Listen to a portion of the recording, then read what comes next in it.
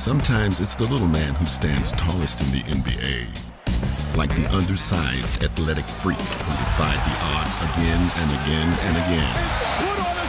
Or a guy named Spud who at 5'7" defied logic, becoming a slam dunk champion. Incredible upset. Spud Webb. These are players who defied the laws of gravity. This is dunk defying. As a native of Dallas, Texas, from the Atlanta Hawks, standing 5'7", Spud Webb. It was the most surprising performance of any slam dunk contest I've ever seen in my life. Nobody gave him a chance, including myself. It was just somebody jumping so far beyond what appeared to be the natural ability to do it, and it defined to some degree how people thought about him from then on. Here's a guy that comes in and digs his way through, and I mean, that's the American dream, the underdog, the guy who everybody thought couldn't make it. 5'7" Spud Webb from this area, has gotten a lot of national publicity lately, a great leaper, and he will really turn the crowd on. But I don't think he's a contestant to win this thing. I think in the early years when Spud Webb was in the NBA, there were very few other small players. So I don't know how many people took him serious at 5'7". I have my favorite. I think Dominique Wilkins is going to win this thing. We all knew, you know, how great Michael Jordan was. He wasn't in it. And all of a sudden everyone says, okay, Dominique is just going to put on a show, we're going to hand him the title, and we're going to all applaud. I tell you, I like Gerald Wilkins, his brother. Gerald sort of goes horizontal, and I think that might get the crowd going. I was like, this guy don't have a chance. You know, he's the smallest guy. You know, he hadn't shown anything during the season, you know, other than the fact that he was a little guy who could occasionally get up there and dunk the ball, but he never did anything spectacular. Before Spud came along, guys that were 6 feet and under, you really didn't think of. First of all, you didn't think they could dunk.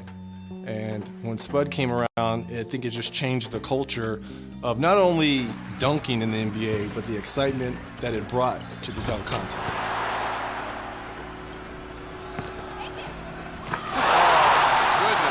Well, for a guy to be that size and be able to dunk is pretty incredible. Not just dunk, also, you know, he played in the league a good amount of time. But for a guy of that stature, to be able to play against the big guys in the NBA, it's a pretty remarkable story. Didn't supposed to be there. Wasn't a guy my size playing. And a guy, you know, I don't think under 6 feet ever won a slam dunk contest, let alone be in it. Hey, remember what I told y'all too. Y'all come out strong, all right? Serious side. You go out there and mess up, that's all they gonna remember. Because, you know, folks look for stuff like that, so I had to be on my A game. There's definitely similarities there. I mean, you go back and look at, you know, some of the things Spud Webb was able to do, and you compare it to Nate now. And I mean, especially because I grew up with him, so I'm like, man, they comparing you with Spud Webb. I think Nate came into the situation as most little guys do with the Napoleon complex. I'm going to come in here, I'm going to win it.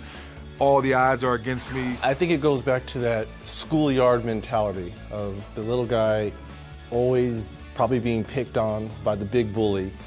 And I think that's why most fans can identify when the smaller guys are in the dunk contest, because it's the underdog, it's the little guy taking on the big bully. So now it is 5'9" Nate Robinson with his second dunk. If that kid's 5'9", I'm skinny. When you're small, like you know, you're short like us, it's like the bigger guys always tell you can't do something, so we want to prove it to you. Little guys like that, you know, who are high flyers, and they do have a chip on their shoulder, and they should, because you're playing amongst the giants. You have to have a chip on your shoulders and confidence in yourself if you're going to play amongst the big guys. This may be 50, Kenny. 50, Kenny. 50!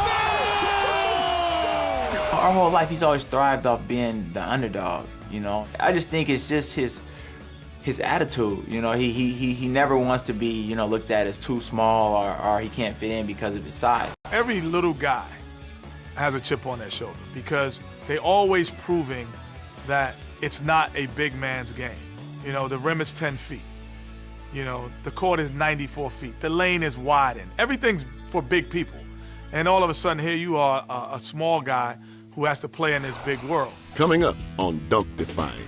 Spud was a rock star at NC State. Now, I must tell you, I did not know he was going to do some of the dunks he did, because we never seen him do that before. And still to come. You know, Friday or Saturday, you can pick up the Seattle Times, man, and Nate the Great would be the headline. I texted him, I was like, I have the perfect idea for your dunk contest, you know, and he was like, what? I was like, no, I have to tell you in person.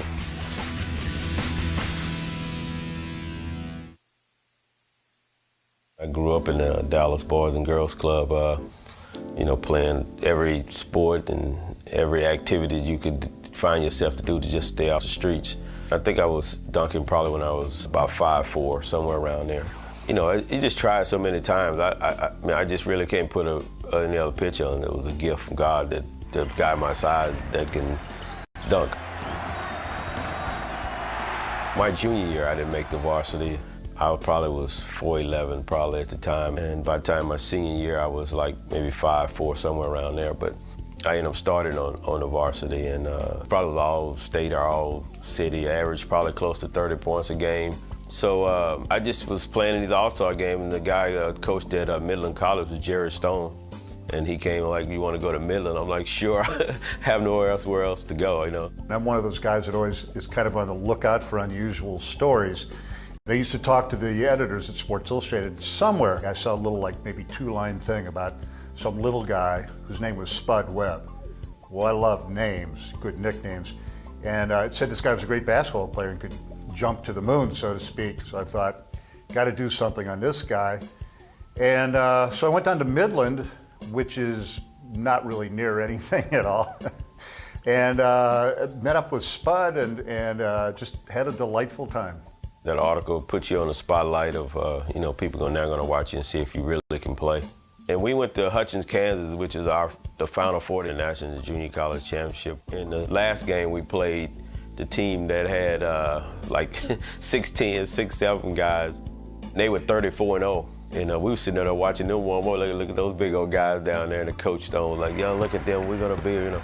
So I ended up scoring like 34 points the game. We won the National Junior College Championship. As we watch the old footage, we see the jump ball won in overtime by Midland. Spud comes down, immediately hits a jump shot, and that put them ahead to eventually stay. And I think even more interesting is the end when the award is being presented. The MVP goes to Spud Webb, and you see his demeanor, very stoic. Not a whole lot to say, but that's what Spud was all about. This is quite a team they had there at Midland, but I don't think anybody at that point thought that he would be an NBA star, or play in the NBA. I really don't think they thought he'd ever play, you know, much beyond junior college. After, you know, winning every honor you can make in junior college, there wasn't no schools coming knocking the door down.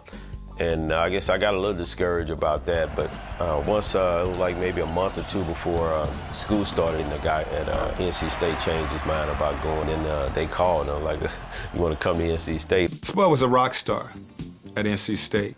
The fans, and I think the nation at that time, was in love with his game and his ability to do some of the things that he was able to do on the basketball floor. Spud was probably, if not the quickest, right behind Muggsy, was probably the quickest guy that you had to guard individually with the basketball. He was actually a freak of nature. I had never seen anything like him, never played anyone like him. And on the offensive end, he was just a nightmare. Well, Spud was quick. You know, even though we were small, we totally different type of players. He was quick in the open court. He had a lot of, his jumping ability was unbelievable. He can get off the floor, and he had a good ability, a knack of where to get his shot off and how to get it off. You know, we was the fastest one on the floor, so we had to chase each other around. That was kind of tough to do. Back in the mid-'80s, there was no D-League, so if you were considered a borderline NBA prospect and wanted to play in the States, you had two choices, the CBA or a new upstart league called the USBL. Spud Webb sees the opening and takes advantage beautifully. Well, I think it was the first year the USBL started up. It was me, Manu Bowl, all those projects players. We was in Rhode Island. Kevin was great. He was coming from all those great years with the Celtics, and he just, you know, just coached us to what he knew and tried to tell us what to expect in the NBA and what the NBA scouts are expecting for us. So we had Manute Bol, who's the opposite end of the spectrum in terms of physical stature, from Spud, and he put up some numbers that were intriguing, but people really didn't know what to make of him either, for the opposite reasons. He was just under 7'7" in bare feet, but he only weighed 190 pounds. Playing the USBL with Manu was a riot because you laugh 24 hours. He's the funniest guy you ever meet in your life. We actually lived together and rode the practices together, and it was the funnest times of my life. He thought he had a good shot to be a catalyst-type player, which, you know, again, I have to give some credit to Mike Fratello, because he's the guy that gave him a real chance like that, where other people probably weren't going to give him. I honestly can remember that the first day we flew him in, when Detroit had waived him, we flew him in, we were playing an exhibition game. And he comes in and we give him a uniform, and I remember talking to him before the game, and I said, don't worry about anything. No plays, don't worry. When you get the ball, I just want you to go as fast as you can from one end of the court to the other end of the court. Either get a shot or create a shot for somebody else. In college, they can kind of contain you, and you can really find your advantages because of the zones, but you know, in a professional level, it's man-to-man, and you can beat your man every time. And at that time in the league, you did not see many of the smaller players, but Mike felt that he could make the size work to his advantage, because other teams would say, hey, we can kill this guy, we take him down low, but that didn't always happen. He didn't like when big guys try to post him up in the game. Actually, we enjoyed it because we knew what was going to happen. He always said, you use your size, I'll use my speed.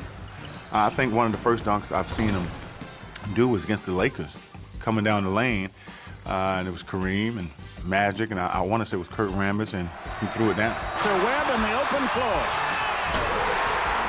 And everybody turned around and looked at it like, huh, he can play. You know, so we both, myself, Doc Rivers, went to Mike Fratello and said, we can't cut this guy.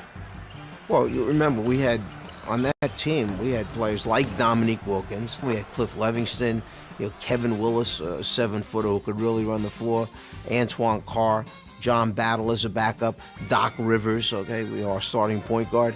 So we had guys that could run the floor and get down the other end. Now, if you didn't want to run hard, Spud was going to leave you behind. Here comes Spud Webb.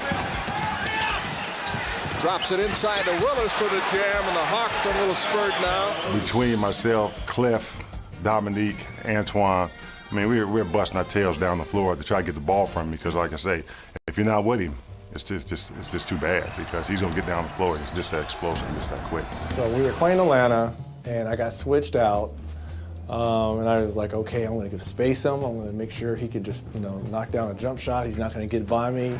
The next thing I know, he's by me. But not only is he by me, he's finishing at the rim over depth of shrimp, and I'm in the play trying to block him from behind. He was definitely too quick for me, even though I thought I could keep Spud in front of him. Once you're on the heels, you can't do it. And that's what he did to Isaiah. He got Isaiah, because look how far Isaiah's back from him. Isaiah's playing against that speed, he's back on his heels, boom, here comes the cross.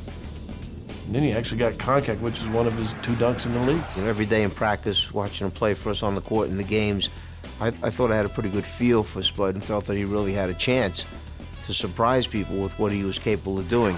Mike was a throwback old school coach that, if he could, would have played with us. I mean, he wore his heart and soul, and the one game where he goes in and Spud gets knocked, I think Milwaukee, and he gets popped into Mike gets knocked down. Spud tips it from behind.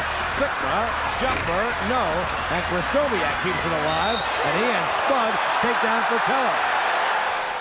There are many things about that incident that people are not aware of. First of all, Spud was very upset. There was a period right before that where he felt he should have been getting more playing time. So this was done on purpose.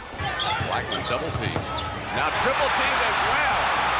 Oh, what a showboat play. There's the board. When he dunked at home, they would just leave the seats. I mean, they would go crazy, high-fiving, jumping, doing all types of things, because he was so exciting to see play a guy that small and a body that small to go out and dunk the basketball. I think Stan Kasten came to me like, what do you think about the dunk contest? I was like, you know, sure, because I've been in dunk contests all my life. You know, people probably didn't expect me to, you know, do a variety of dunks. When we return, Spud stands tall in Dallas. I must tell you, I did not know he was going to do some of the dunks he did, because we never seen him do that before. Well, in 1986, I was a 30-year-old weekend sportscaster in Atlanta, and I covered the Hawks on a regular basis. So there was a lot of buzz about this dunk contest in Dallas. You know, nobody knew what he had in store. I just remember seeing this man named Spud Webb. And I remember seeing somebody with a big patch on the side of their head, and it just was one of the best dunk contests I ever seen. I was a senior at UCLA, and I remember being in my dorm room, and we were all obviously watching the dunk contest, and I was like, is this guy, are they for real? I don't think there'd never be, in terms of an underdog performance like Spud, because we knew Michael and Dominique were special, and Dr. J. But nobody knew Spud was special like that as a dunker. And I know he's really pumped up. The adrenaline's going to be really high when he got to Dallas, and he went in there and he did some things that we've never seen in practice. I must tell you, I did not know he was going to do some of the dunks he did because we never seen him do that before, because he never worked on it in practice. So it kind of shocked me with a few things that he did. You hear Nick say, you know, that we didn't even see him practice, or where did he get all these dunks from? Because after practice, I was, you know, watching Doc and them, seeing what the NBA is about. So I never had no chance to just sit around after practice and like practice dunks. Get that cape on here. Nick came talking about put the cape on. I guess his thing was taking over a game, was putting his cape on and taking us on his back and winning the game for us. I think that's where he got that from. Well, you know, obviously everybody in the warm-ups is going to be showing a little bit of what they have. You know, it's a packed crowd. Everybody was just doing their thing. You know, Nick was throwing it off the glass and dunking it as hard as he can. Terrence was doing 360s, and, you know, I was doing my thing, and along with all the other guys, and Spud was just almost like doing a layup. It was crazy. I was in high school, and I remember always a big fan of Dominique Wilkins. Obviously, in Dominique Wilkins in a dunk contest, I thought for sure, hands down, it would be Dominique. I think Dominique Wilkins is going to win this thing, John. I think he should have won the first year. He won last year in convincing fashion. I pick him to be a second-time winner this year. I think Nick was, he sort of anticipated that, you know, he was going to go out and just win the dunk contest because of his reputation, he had won it the year before. Double clutch two-hander. He just got some advice from Calvin Murphy before he did that one. I was talking to him about how to impress. I told him because of his size that he had a long way to go, that he wanted to pace himself. I think you saw the guys. I think it was Michael and Patrick's reaction. Everybody knew he could jump, but I think the dunks he was doing and the elevation, it started to surprise everybody, and that's when everybody at that arena started to get behind him. He goes back to the double clutch move. That gets him. Boy, the crowd loves him. He's a hometown guy here in Dallas. A lot of the things that Spud was doing was surprising Dominique. So actually, it put more pressure on Nick than it did Spud, because Spud was the no-name guy that no one thought could do anything.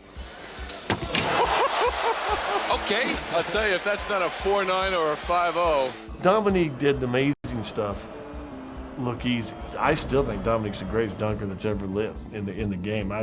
There's a lot of good ones. I think he's still the best ever. First, Spud Webb, the local favorite, and the defending champion, Dominique Wilkins. So it's an Atlanta Hawk final. Obviously, Nick at 6'8", Spud at 5, whatever he wants to lie and say he is, okay? And it just made it special because they were both teammates, and, you know, I'm sitting there trying to remain neutral between the two of them. And Spud Webb comes through in the clutch to put the pressure on Dominique. And another 50 for Spud Webb. I mean, some of them dunks he did where he threw those timing dunks and he jumped and pumped them in the air. I don't know too many guys can do that who's bigger than he is. You have to give Spud a lot of credit for his brain, because he threw the ball up there and went and got it. He couldn't do a 360 with the ball in his hand. But if he threw the ball, he could do a 360, then dunk it. But you got to give him a lot of credit for being smart. I think at that time, the difficulty that Spud Webb had in his dunks were probably mammoth, because the things that he did, no one had ever tried before. These were the first time we were seeing people throw the ball up and lob it and catch it. So he was an innovator. Dominique Wilkins. Do or die right here. I don't think so, John. That was impressive, but I don't think that was 50. You can really appreciate how high he gets, and he bring the ball down by a shoot, and he dunked it with two hands hard. I was like, that's a 50. 48, our new slam dunk champion with an incredible upset, Spud Webb.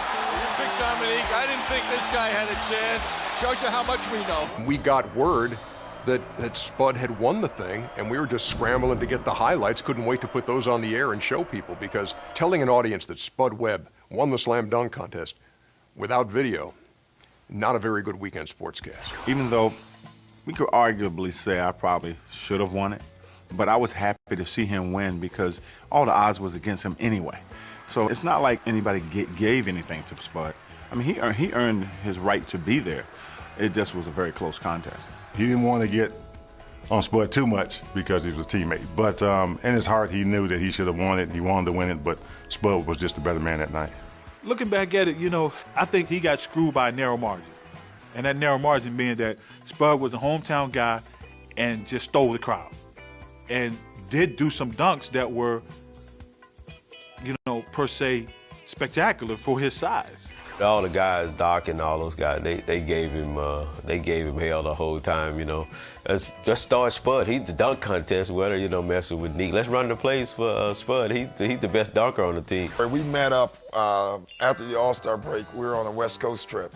And so we all got on the bus to go to practice. Well, Mike Fratello runs on the bus, and Neek's behind him. And he says, hey guys, please, don't say anything about the dunk contest. Neek is not real happy, don't say anything. So we were like, oh, okay. Right when Neek walked on. How could you let a 5'4" guy beat you? It was so fun. Mike was so upset at us. It was great. Well, you know what it's all about in the locker room. Now, once he comes in and on the bus with those guys, he's going to hear it. They're going to remind him about it.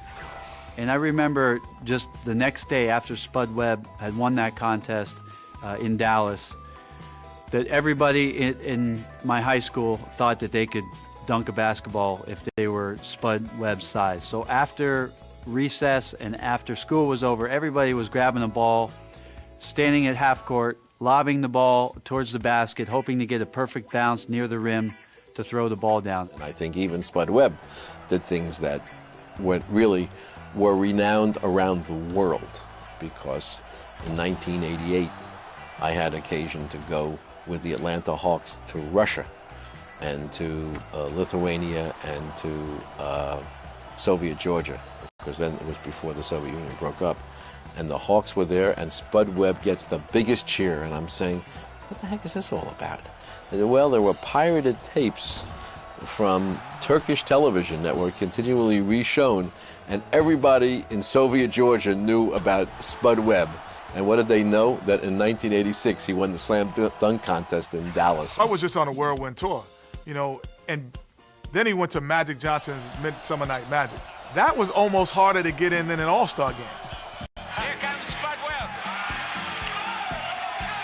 Spud Webb. Our charity game was more free for all. So, Spud, you can do any dunks and how many dunks you want to do, and then Dominique, you can do, and they put the crowd on their feet.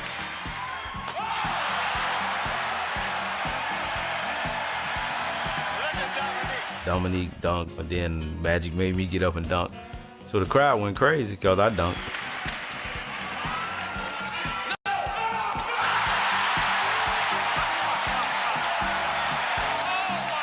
And Magic makes him challenge Dominique again at the UCLA where they had the game. And I think he probably put on a better show there than he actually did in the dunk contest. You better get him, Dominique. He's mad at Spud. Let's go.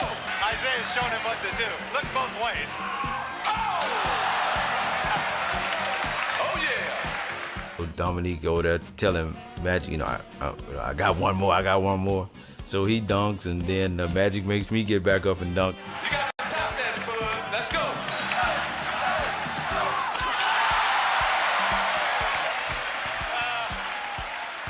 He had it rocking up in the building. It was just great to see them just do anything you want as many times. If you miss, it doesn't matter. Keep doing it. And boy, they tore the house down. Coming up on Dunk Defy, Nate the Great lights up the Emerald City. And people used to be like, who are these kids from Seattle that can jump like this?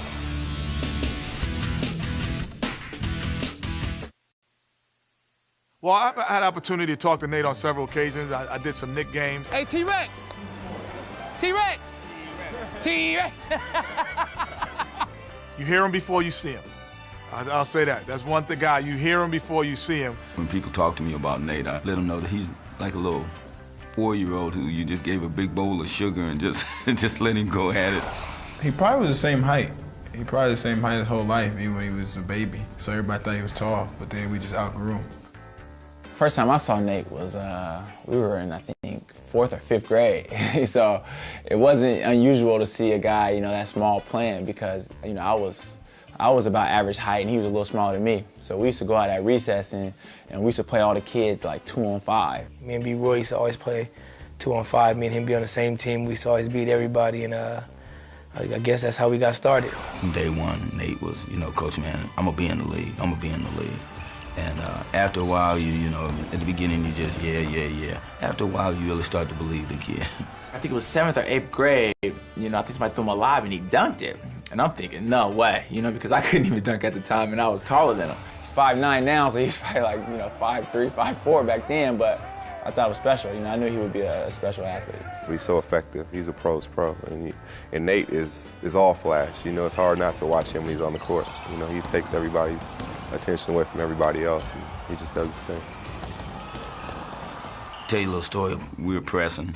Lodrick Stewart had stole the ball, went in, and, you know, made a move, went to the hoop, and everybody kind of like thought he was going to lay it up, and actually did.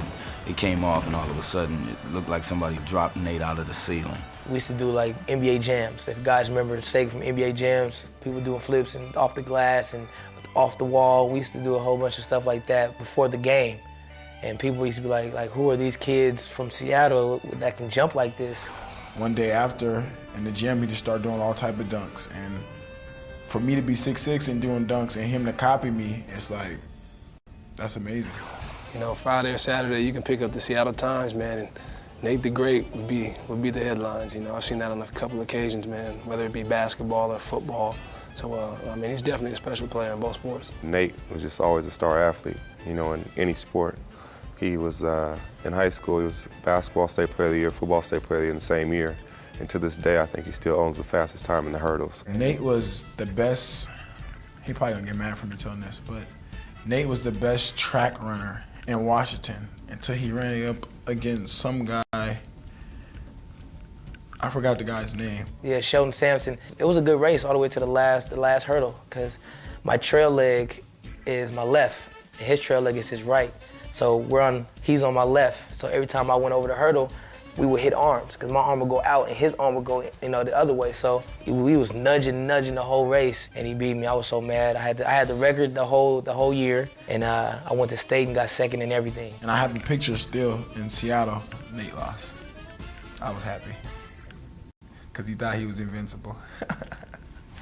I can't predict, you know, what would have happened, but, you know, I could have seen him being a really good, you know, cornerback in the NFL because he's that kind of athlete. And, you know, I was out there watching him play in the Apple Cup. You know, I think it's his freshman year. And they played Washington State in the Apple Cup, and that was a Saturday game. And Nate basically saved the game for the University of Washington with the interception against a 6'7" wide receiver. You know, they isolated him one-on-one matchup against Nate, threw it up, Nate went up, got the interception. You know, Nate was a football player. So Nate is aggressive by nature and very powerful, and he knows it, and he's not afraid to let you know how he feels and what he thinks. So he's a guy that's fearless and will go to the hoop and try to power dunk on you. He's definitely one of the toughest guys I know. I mean, you know, in practice, you know, coach would put us on opposite teams, you know, at time, even though we were in the starting lineup, just because he knew we would try to bring out the best in one another. And, you know, I'd be like, uh-oh, coach putting in another team. I knew what type of day it would be the minute we went on the floor. People don't know that he was a walk-on to the team at University of Washington for basketball. Everybody see him in the NBA and winning dunk contests. They're like, he was made for that. We were at North Carolina State, and I caught the ball at the elbow, and I went left, and I shot a left-hand layup, and it went off the glass, and I'm thinking, like, man, I missed it. Something good should happen when Roy has it. And there's Roy! Oh, that's a Richter scale jam! And I just followed the shot. And when it came off kind of far, so I grabbed it from like, you know, way down, like from my lower than my waist. I mean, he was like leaning back and he threw it down. I think I had the best view in the house because I was falling and I'm looking up at him. And I was like, wow, I kind of shocked myself. Coach Romar and all our bench going crazy. It was unbelievable. You think of tall guys that actually look down on the rim. And they was playing against Arizona. They threw him a lob and he dunked it. And he literally looked down in the rim. And the next day in the paper he said, I looked down in the rim. Oh, we got pressure coming? We got a little pressure coming? One thing I do love about Nate, he's an enthusiast. Oh my God! He loves the game. He really has a passion for it. Oh! That's us! He wouldn't be in the NBA if it wasn't for his enthusiasm for basketball. Alley-oop, Robinson! Oh, what a pass from Duhon to Nate Robinson. He kind of has that little man complex a little bit. You know, that one where he kind of have a little attitude. Paul looking to back in against Robinson and a foul. And Robinson getting in the face of Paul. The city of New York loves Nate Robinson because he brings that energy and he plays so hard and he's just an entertaining little guy. Robinson inside, nice pass. And Robinson again turns, goes right at Paul. When he dunks on big guys, it's on YouTube 2.5 seconds later. Oh, Nate Robinson comes flying in. So Nate Robinson is our Spud Webb. And for him to do it, he's little. And who knows how tall he is. I read somewhere it said he was 5'5". The next day it said he was 5'9". Yeah, right. Coming up on Dunk Define, Nate gets a boost from an unlikely source. I texted him, I was like, I have the perfect idea for your dunk contest, you know, and he was like, what? I was like, no, I have to tell you in person.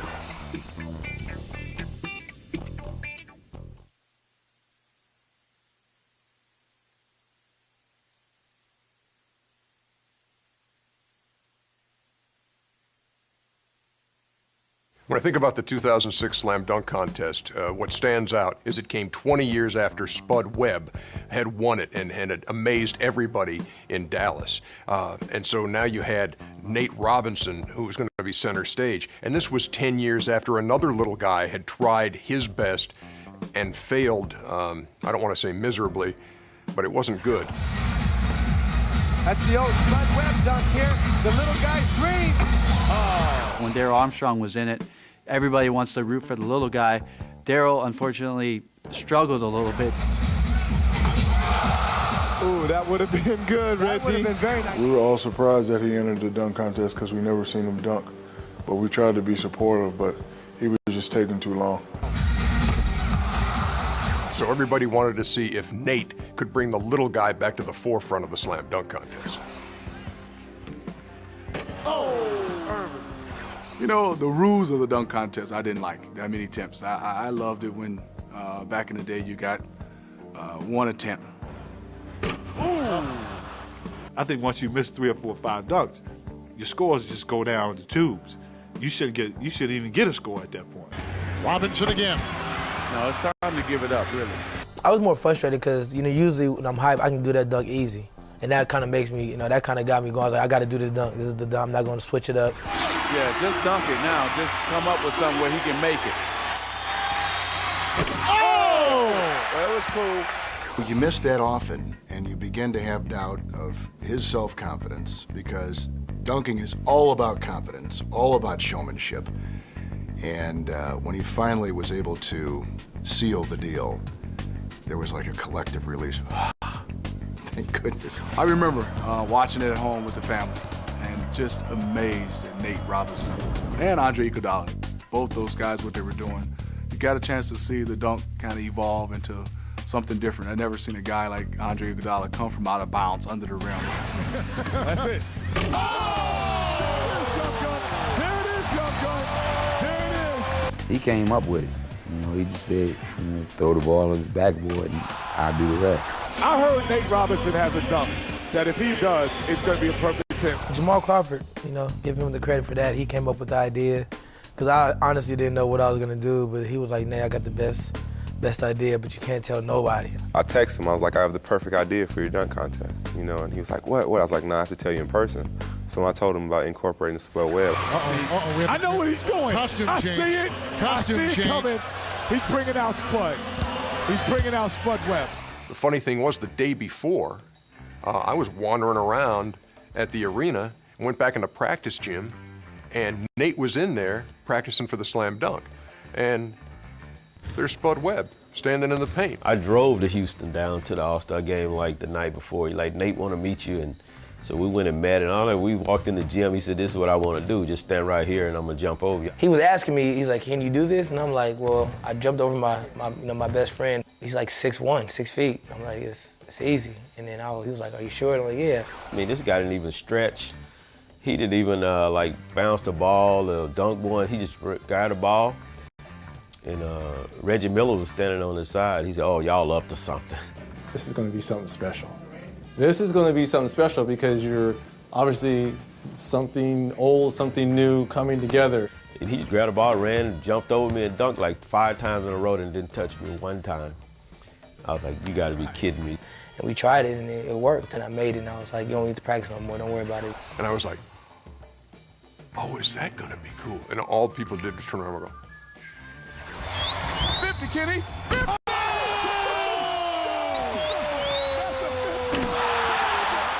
I heard the cheer, so obviously I made the dunk and I didn't knock him over. That's all I was worried about. That's the only thing that was really going through my mind that whole time, was just jumping over him, clearing him, making sure we both made it out safe. I want to congratulate Nate Robinson. Yeah. That kid is #1. Congratulations. He in phenomenal shape. No question about it. I thought Andre Iguodala showed his best stuff early in the dunk contest, and he should have saved it. If he had done some of those dunks he did in the earlier rounds against Nate Robinson, he would have won. But he didn't. You know, Andre, I mean, I ain't taking nothing from him, but he definitely did like 2 dunks, same dunk twice, and like, I don't know how you're supposed to win doing something like that. That's Nate. You know, he's going to say that. I think some of the dunks Andre did was phenomenal, but I think you're at a disadvantage when you're going up against a guy 5'9", the crowd favorite. But then also, you look at some of Nate's dunks. There are some of his dunks that guys at 6'6", 6'7" couldn't do. So it came down to even. It came up to a dunk off, and Nate Robinson prevailed. I definitely was surprised with Nate Robinson's performance. I knew he could jump. I knew he was a great leaper, but I didn't know he could do it like that. You know, this is Nate, kind of paying his respects to, to a legend like Spud Webb, and I thought it was cool. I'm like, look at Nate jumping over Spud. That was pretty sick. Well, it was great because you saw where it began with Spud, and for him to come together behind closed doors, come up with this dunk, taking out the jersey. I mean, it was very historic. If you're a little guy and you could dunk, your idol was Spud Webb, bar none. He's the guy who made you want to try to dunk. And to say that it was more than just a dunk over Spud, it was a statement that I'm jumping over the guy who actually started it all for little guys. Coming up, Super Friends square off in the Valley of the Sun. It was David versus Goliath. It was the little guy versus the big guy.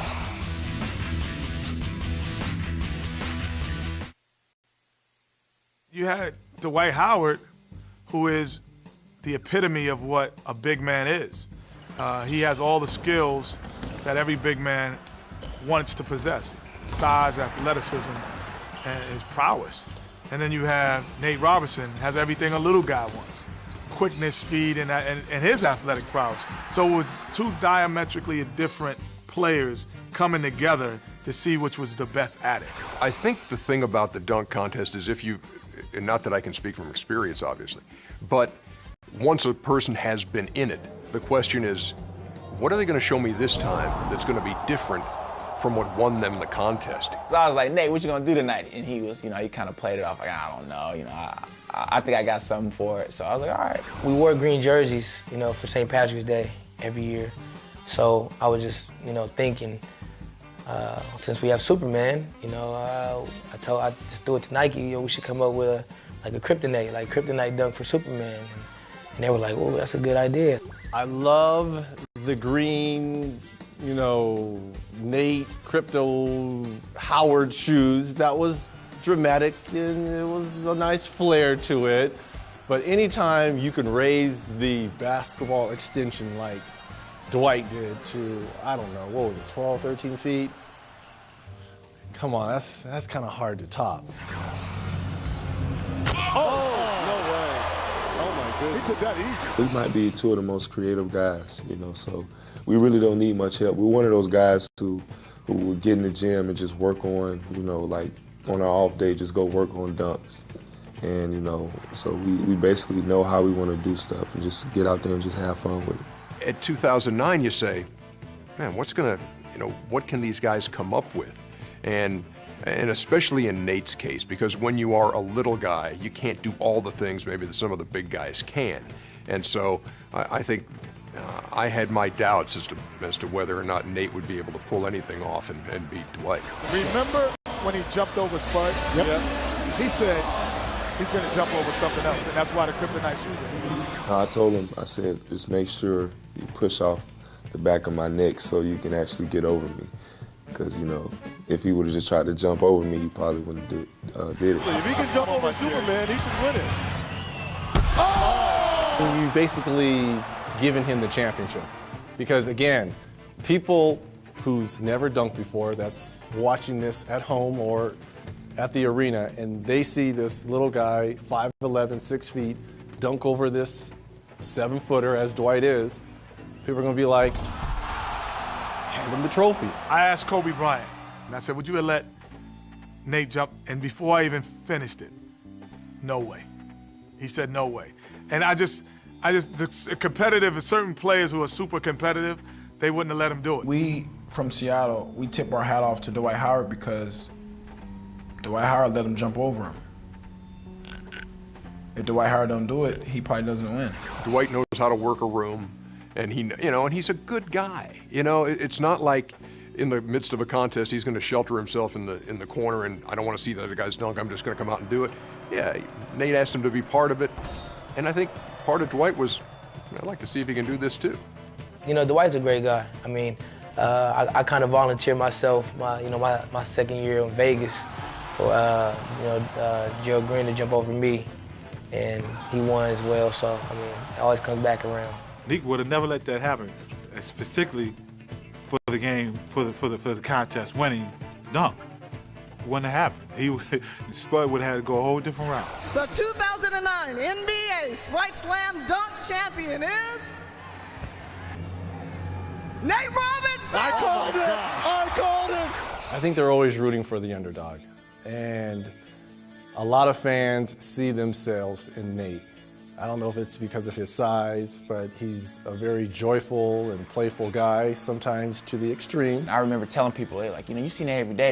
Do you ever get, used to it? And I was like, never. To this day, I'll go into a gym and he'll do a dunk. And I'm like, man, I've seen this dude since we was kids, and he never seems to surprise me. Me growing up as well, I watched Spud, I watched Michael Jordan, and I wanted to be just like them. One day win a dunk contest. He's a little guy that could. I think all guys root for the underdog, and there's no question that he's the underdog. He's 5'7", 5'8". You have kids out here that are 13 and 14 taller than him. He makes a kid believe that if I don't get any taller, I can still do this. People wish they could dunk. Everyone talked about, be like Mike. A lot of people wish they could jump like Nate Robinson.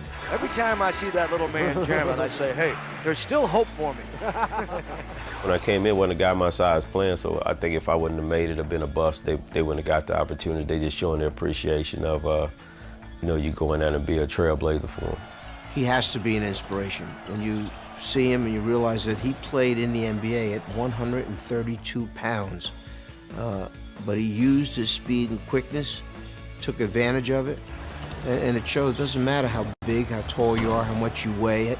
The fact that he could play at this level and be successful, I think gives people hope. If you watch basketball, you could never be Shaq. You can never be 7 feet. You can never be that big. You can never be Dwight Howard. But you can look at this and say, I could be him. I could be Spud. I could be Nate. And I think that it's a self-satisfying moment to watch television and see someone playing at a highest level that could be you.